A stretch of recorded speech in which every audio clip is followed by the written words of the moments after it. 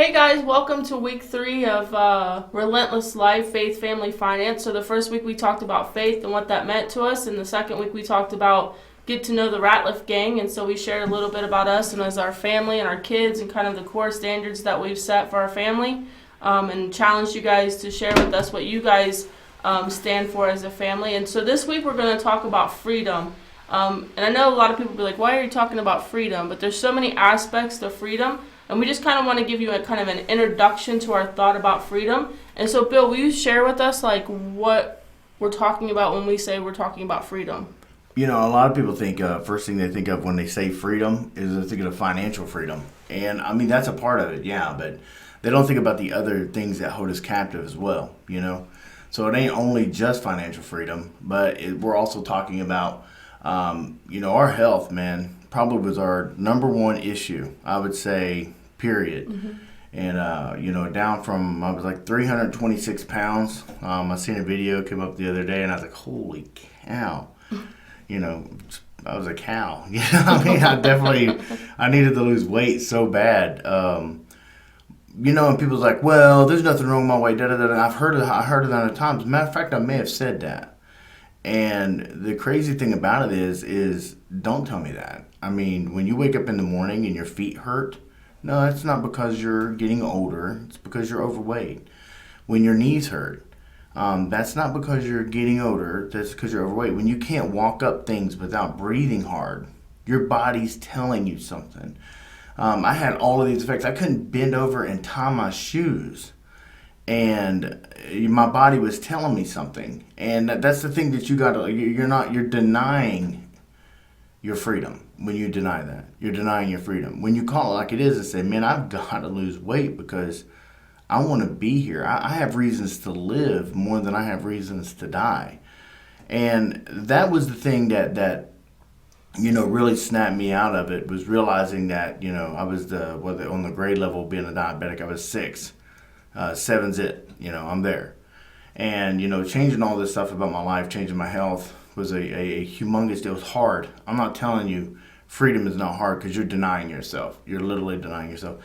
Financial freedom is the same exact concept. I mean, you're blocking yourself. You're the biggest problem. The mindset of an employee versus the mindset of an employer.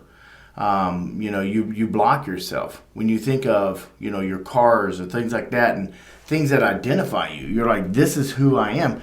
No, that's not who you are. It's not who you are. Having a 68, Firebird or having, just about everything that you could think of. You know what I'm saying?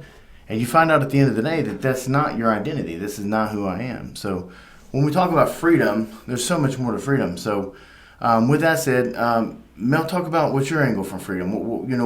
What's inspired you change? What's inspired you to do these videos and help people? And one of the main reasons we're trying to do this is not to gain wealth or to gain monetary, but to do change. I want to be a part of change. And what does that mean? If somebody like me back then would hear me now, then I really believe that it could change their life. It could help them like it's helped me, know? So that's my goal.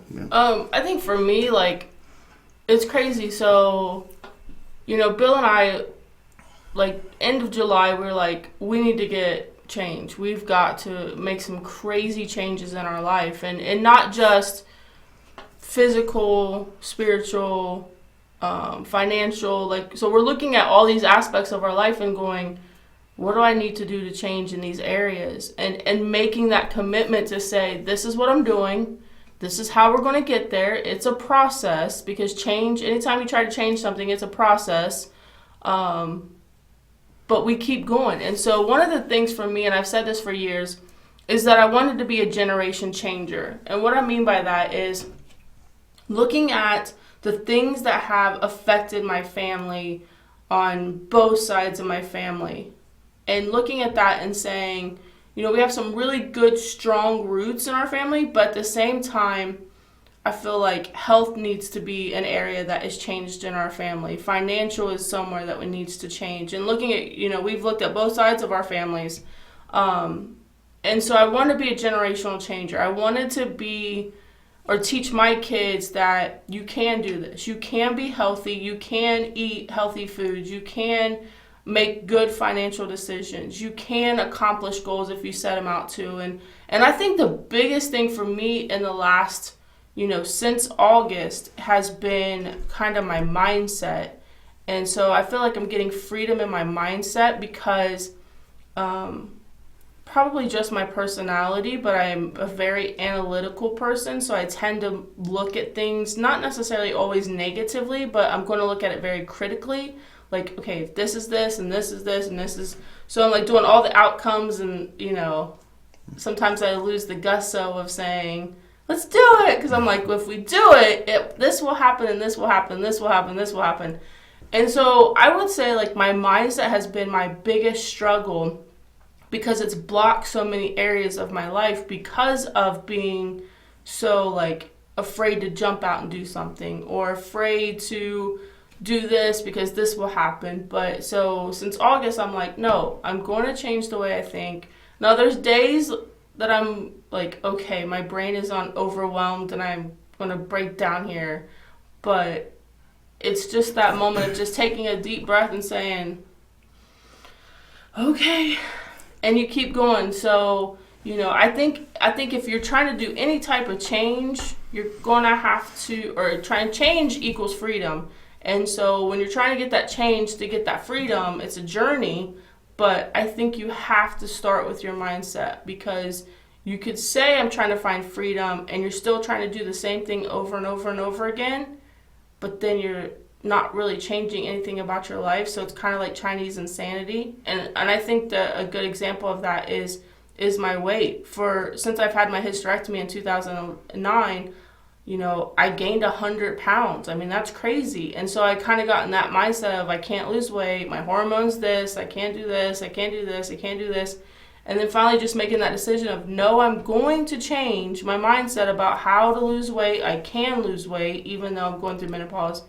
And I've lost 18 pounds since August 1st. So I think mindset has to be the first step in towards looking for freedom. And then what areas of that are you going to have to change your mindset in? Yeah, there's so many stories like tied to our story. Mel talked about menopause. She had one of the worst cases of endometriosis in Ohio. She had how many surgeries? I had 18 laparoscomies from the time I was 13 to 18. I had a partial hysterectomy at 16. Told I would never have kids, ever, ever, ever. Wouldn't happen. The other side of my organs were completely damaged because of the endometriosis and all the scar tissue. And so we prayed, God, if it's your will to have kids, we'll have kids. And we have 5. Yeah. And so, but right after I had Isaiah, not too long after that, I had to have an emergency hysterectomy because my endometriosis came back with a vengeance. So that's why. Out of praise report that we had this many kids to begin with. I mean, people don't understand. When we was younger, we were forced into, do we have a family? If we're going, how many kids we're going to have? We're going to have those now. We didn't have time to really prepare because it was like if there is even a glimpse of hope, you got to have kids now. So we had 5. I mean, back to back, we had 5. So.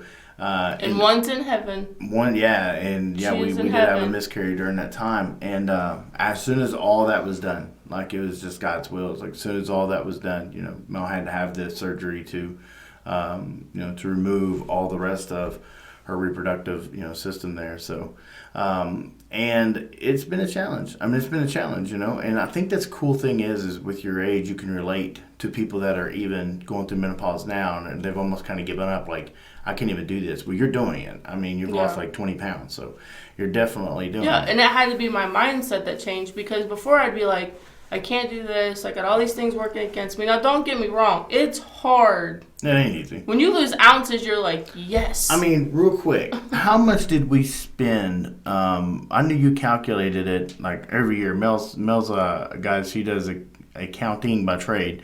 So she's our CFO at our company. And so with that said, how much money did we on average spend on eating out a year, you think? I don't want to admit that on camera. Nah, I mean, people need to know this. It's kind of crazy, So I always look at numbers, and one year I looked at Bill and I said, I kid you not, Bill Ratliff, we are spending $17,000 eating out.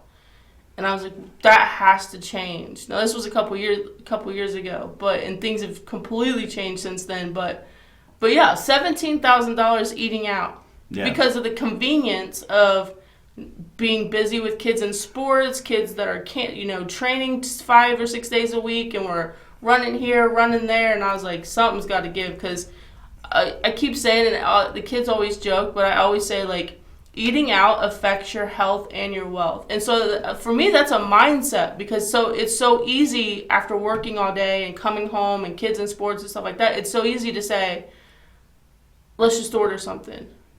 And then they made it even easier for DoorDash to deliver it to you, so you don't even have to go anywhere. Right. So, and you're spending more money to even do that. You know? But it's the mindset of saying, eating out affects my health and wealth. And so keeping that in the forefront of our mind, it's going to help us find freedom in our health, because we're not eating the foods we're not supposed to eat, and we're finding freedom in our financials because we're not spending the money that we should be spending on investments and different things that we should be doing. So it really just takes away from it. So again, I think for me, for freedom, it's going to have to be complete mind change in the areas that you're trying to find freedom in.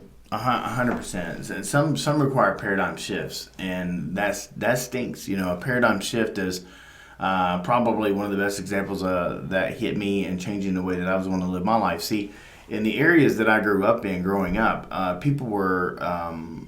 You really didn't want to do business with certain people like that, because if you did business with people like that, what ended up happening when doing business with people that it could be as simple as trading, baseball cards. It could be as simple as trading a basketball, and the other person is not really in it to make sure it's a fair situation. It's more how much more can I get? What am I going to do to get that extra, that little bit more? Yeah. So they would spend the additional time doing everything in their power to try to get that little bit more. And with that, I had to change that mindset about me. And with the company name, Right Way, the idea, the goal was let's do things the right way. And what does that look like? On the up and up, in every aspect of it. At Right Way Heating Cooling, if we take cash on a job, that cash is tracked. That cash goes into the bank. That's integrity. That's honesty. Yeah. Before, people would tell you, hey, stuff that down low. Don't let nobody know about that. They'll turn that in. Stick it in your pocket. That's how people think. And guys, that's not. You're dodging. You're ducking. You're not being integrity. On every single job we do, we pull permits. And that's a part of the job. It's just a part of it. We get a person that's dedicated to pulling permits, and it's doing business on the up and up. Well, it's also doing everything on the up and up. It's doing everything where you go at night and you sleep and you don't have to worry about it. And when you get that mentality, I think that's when you start to excel, because you don't have to hide. If you're not pulling permits on every job, you don't want to market it in certain areas, because people will then begin to look for you, and you don't want the city guys to look for you. It's just a shady business. You don't do that. Do it correctly. Do it on the up and up. People want to do business with people that do things right. So with that said, Mel's exactly right. There was so many mindsets that I had to change. I mean, it's like crazy. And we'll get into a lot of those stories in the future.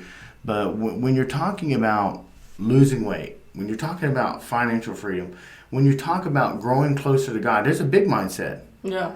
Going to church equals being close to God. Now, I'm not saying don't go to church. I'm not saying that. Okay, so don't take me wrong and don't put words in my mouth. What I am saying is going to the event on Sunday will not get you any closer to God than taking your wife on a date for an hour a week will get you closer to your wife if that's all you do. If you don't do anything else, you don't spend together, you don't talk about, and one time a week, just 1 hour a week, you date your wife. And then you don't see her again. Then you check out, okay? Or when you're in need, you pray the prayer. What I mean by the prayer, oh God, give me what I need, okay? Mm-hmm. Instead of, God, thank you this morning for waking me up. Lord, I'm going to start this day with you, and we're going to go on this journey, and I'm excited because you're by my side. Every day, the event does not equal relationship. So what equals relationship? It's getting in the Word, reading the Bible, praying every single day. So when you go to church, it has its value, but it doesn't have the value. The value is in God. So with that said, I mean, freedom from all aspects of it is why we're wanting to talk about these topics. We have faith, which we talked about that. We had family, which if you get the opportunity to look at our last podcast, you'll see that. And then we got freedom. So we're going to categorize these as we go into it. We're going to talk about freedom in health. We're going to talk about freedom. And we're not where our goal is, obviously, guys, but we're getting there. Yeah. I know I'm down from 326 to like 260 right now, and right in that window, and Mel's down to like, I'm not going to say her weight because she might not be happy about that. But I was 241 and I'm currently 222, so I'm making some goals here, people. So, and we're nowhere near where we want to be, but it is a main focus, and that's really been an issue. Is it's just never really been the main focus for us. So it's extremely important for it to be the main focus for us. So with that said, anything that... Yeah, I just want to close with two things really quick as we come to a close. When you were talking about how, we do things the right way and we do them on the up and up, I love that quote that says, how you do one thing is how you'll do everything. That's fact. And so that really does apply to all your life. So how much energy you put into one thing is how you're going to do something else. So if you could think about freedom, if I'm going to find freedom in this area and I pursue and do all the things that I need to do for freedom in this area, then you're going to start seeing it affect all the other areas of your life because you're putting that same relentless goal into all that. And then secondly, just closing with the kind of the faith thing is that Romans 8, if you don't ever get a chance to read it, it's one of my favorite chapters. And I know people are like, why is that your favorite chapter? But it says that when we're in the flesh and we walk in disobedience, we are a slave in bondage to that. 100%. So whenever we allow something to have control over us, we're in bondage to that. We are literally a slave to that. We are in chains to that. And so when we walk in the Spirit, we find life and peace and truth and all these things. And so when I started realizing too, when I read that scripture, that I think that's kind of what helped my mindset too, is looking at when I'm being disobedient or I'm giving into my flesh in whatever capacity that's in, that puts me in a bondage that I can't be free. And I can't be free if I'm constantly allowing something to control my life. So again, back to mindset. That's where I think you have to start when you're starting to think about freedom, is your mindset and what are you wanting to change. So that's all I got. Absolutely. Well, guys, it's been a great opportunity getting this opportunity. For those that are following us, for those that watched a few of our videos, thank you. We appreciate that. We're starting. We're getting this thing going, and we're putting one foot in front of the other, and we're going to try to get better and better and better as far as what we do. But the most important thing that I think that we can do is we are who we are, and we're going to help who we can help. And that's what we're doing. Mm-hmm. Authenticity is definitely something that, we strive for 100%. Just being who we are 24/7, 7 days a week. I mean, this is not rehearsed. We don't know really what we're talking about when we come in here, but we know the topics very well. Yeah. So Mel's like, do we write now? We ain't writing nothing down. And I said, we're going to go in there. Again, analytics want to be correct, dot to dot. No, she's like, rewind. No rewinding. We're going forward. We're going to do this. People need to see authentic. People need to know that you're being real. So there's no takes. There's no take one, no take two, no take three. There's take one. All right. And this is the take one. So with that said, freedom in all aspects of it and everything that we do, we want freedom from it. And there's things that we still have to gain freedom from it. God don't want us in that bondage. And here's the awesome thing that I can't encourage you more than anything in the world. When you experience freedom from something that's got you in bondage, it's amazing. The outcome of that is utterly amazing.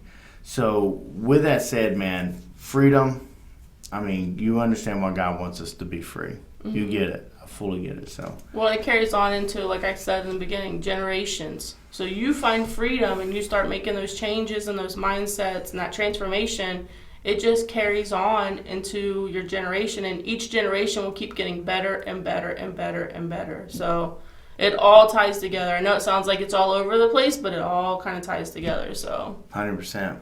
All right, guys. Everybody have a great week, and we'll see you next time. And we don't even know what that topic is, so we'll see you then. All right? Later. See you guys.